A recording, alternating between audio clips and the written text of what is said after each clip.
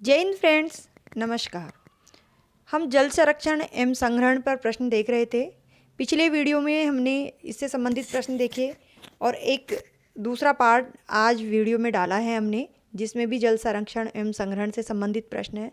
ये बहुत ही महत्वपूर्ण टॉपिक है और इन दोनों वीडियो को देखने के बाद इससे संबंधित सारे प्रश्न आपके क्लियर हो जाएंगे। तो दोनों बहुत महत्वपूर्ण है, दोनों वीडियो को देखें और परीक्षा में सफलता प्राप्त करें।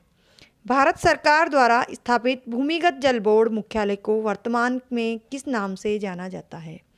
भारत सरकार ने भूमिगत जल बोर्ड मुख्यालय की स्थापना की और भूमिगत जल राजस्थान में अधिक होने के कारण इस मुख्यालय की स्थापना राजस्थान में की गई।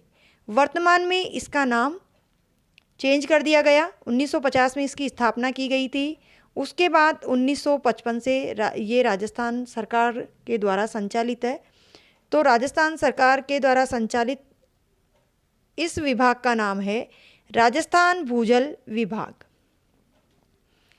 अगला प्रश्न है, राजस्थान के टोंक व कोटा जिले भूजल की दृष्टि से किस भाग में आते हैं? पिछले वीडियो में हमने देखा था भूजल की दृष्टि से 3 भागों में विभाजित किया गया है: सुरक्षित जिले, अर्ध संवेदनशील जिले और संवेदनशील जिले।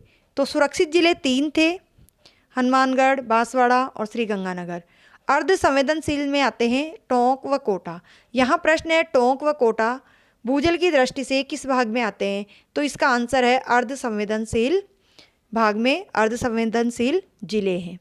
राष्ट्रीय झील संरक्षण कार्यक्रम की शुरुआत कब की गई? जल को बचाना है, जल को संरक्षित करना है तो नदियों को, झीलों को भी बचाए रखना होगा, उनको स्वच्छ रखना होगा।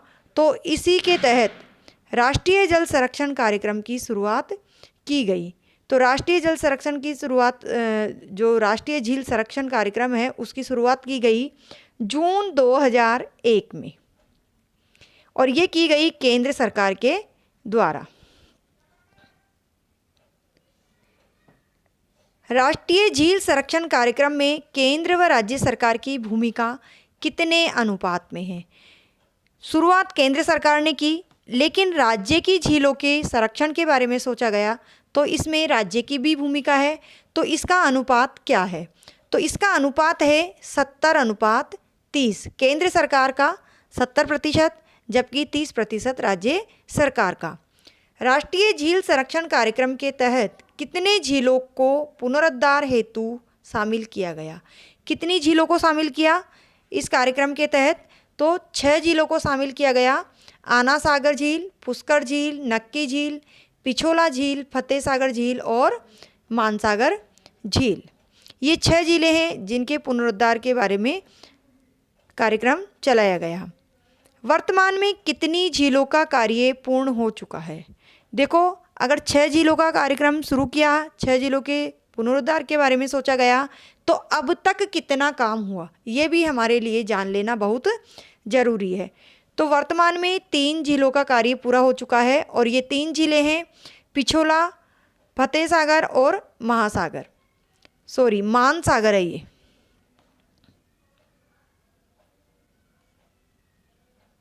ये मानसागर झील है। तो इस प्रकार से 3 झीलों का कार्यक्रम, जो कार्य है वो पूर्ण हो चुका है और जो अन्य झीलें हैं उसका कार्य प्रगति पर है। देश के कुल जल का कितना प्रतिशत राजस्थान में है? मात्र 1%। जल संरक्षण हेतु कौन कौन से उपाय किए जा सकते हैं? तो जल संरक्षण के लिए बहुत उपाय हैं जिन्हें हमें करना चाहिए और उनके करने से जल का संरक्षण हो सकता है। सिंचाई की नवीन पद्धतियाँ हो, जल दुरुपयोग पर नियंत्रण हो, कृषि पद्धति एवं फसल प्रतिरूप में परिवर्तन हो, भूमिगत जल का विवेकपूर्ण उपयोग, सिंचाई एवं पेयजल योजनाओं का समयबद्ध क्रियान्वयन, छोटे बांधों, तालाबों एवं एनीकटों आदि का निर्माण, जर्जर नहरी तंत्र की मरम्मत एवं वितरिकाओं एवं नालों को पक्का करना, जल प्रबंधन, जल संसाधनों का सर्वेक्षण और परंपरागत जल संरक्षण विधियों के प्रयोग को बढ़ावा देना। वर्षा जल का इस प्रकार से संरक्षण किया जा सकता है। जल संरक्षण वर्ष संपूर्ण देश में कब मनाया जाता है? जल संरक्षण वर्ष संपूर्ण देश में कब मनाया गया है? तो ये मनाया गया है 2015-16 में। मरुगंगा किस नहर को कहा जाता है? मरुगंगा कहा जाता है इंदिरा गांधी नहर को, और इंदिरा गांधी नहर निकाली गई है सतलज नदी से। जयपुर को किस परियोजना से जल प्राप्त हुआ है? तो जयपुर को बिसलपुर परियोजना से जल प्राप्त हुआ है। पूरी पृथ्वी पर पीने योग्य जल का भाग कितने प्रतिशत है? हमारी पृथ्वी पर बहुत जल है, यानी 3 भाग पर जल है और 1 भाग पर स्थल है लगभग। उसमें से जो पीने योग्य जल है वह मात्र 2.75% ही है। बाकी भाग पर महासागर है, जो खारा जल होता है, पीने योग्य नहीं होता है। राज्य के किस भाग पर अधिकांश आंतरिक प्रवाह प्रणाली है? तो राज्य के उत्तर पश्चिमी भाग में अधिकांश आंतरिक प्रवाह प्रणाली है। आगोर या पायतन किसे कहा जाता है? तो आगोर या पायतन किसे कहा जाता है? जिस आंगन में वर्षा का जल संग्रह किया जाता है उसे आगोर या पायतन कहा जाता है। महत्वपूर्ण प्रश्न है, तो इन शब्दों को ध्यान में रखना है कि कौन से शब्द को क्या कहा जाता है, आगोर या पायतन। 2 शब्द, दोनों में से कुछ भी पूछा जा सकता है। भूमिगत जल स्तर को सुधारने के लिए क्या उपाय किया जाना चाहिए? तो भूमिगत जल को सुधारने के लिए वर्षा का जल संरक्षित किया जाना चाहिए। मदार किसे कहते हैं? तो मदार कहते हैं नाड़ी या तालाब में जल आने के लिए जो निर्धारित की गई धरती है उसकी सीमा को मदार कहा जाता है। अगला प्रश्न है, बावड़ी जल संरक्षण का कैसा स्रोत है? यानी बावड़ी है उसमें जल संरक्षित होता है, तो वो किस प्रकार का होता है?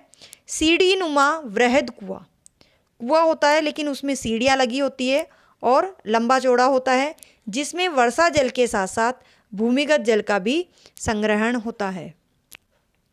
राज्य की 12मासी नदियाँ कौन सी है? 12मासी यानी जो 12 वर्ष तक बहती है, हमेशा बहती रहने वाली नदियाँ कौन सी है? चंबल और माही। बनास नदी बहुत बड़ी है लेकिन ये सूख जाती है। सतही जल चंबल नदी में अधिक है। खादर किसे कहते हैं? तो खादर कहते हैं नदियों द्वारा निर्मित क्षेत्र, जिसे खादर प्रदेश कहा जाता है। टांका, नाड़ी, नेहटा या नेष्टा, कुई इत्यादि क्या है? तो ये सब जल संरक्षण के परंपरागत स्रोत है। नाड़ी का निर्माण किस शासक ने करवाया था? तो नाड़ी का निर्माण करवाया था राव जोधा ने जोधपुर में। नेहटा या नेष्टा किसे कहते हैं? नेहटा या नेष्टा किसे कहते हैं? मरुस्थल में वर्षा जल संग्रहण के क्षेत्र को नेहटा या नेष्टा कहा जाता है। टोबा किसे कहते हैं? तो टोबा कहा जाता है, ये नाड़ी नहीं नाड़ी शब्द है। नाड़ी के समान होता है किंतु अधिक गहरा होता है। नाड़ी से अधिक गहरा टोबा होता है। यह पश्चिमी राजस्थान में पारंपरिक जल स्रोत के रूप में प्रचलित है। अगला प्रश्न है, कुई का अन्य नाम क्या है?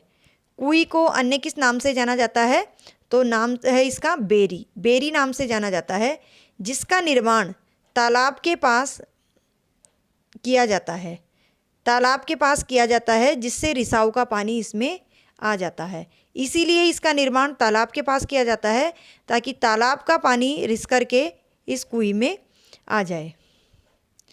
अगला और अंतिम प्रश्न है, वर्तमान जल शक्ति मंत्री कौन है? तो जल शक्ति मंत्री है गजेंद्र सिंह शेखावत। ये जल शक्ति मंत्री है वर्तमान में और जोधपुर के हैं, जोधपुर लोकसभा सदस्य हैं। तो ये थे जल संरक्षण एवं संग्रहण से संबंधित महत्वपूर्ण प्रश्न।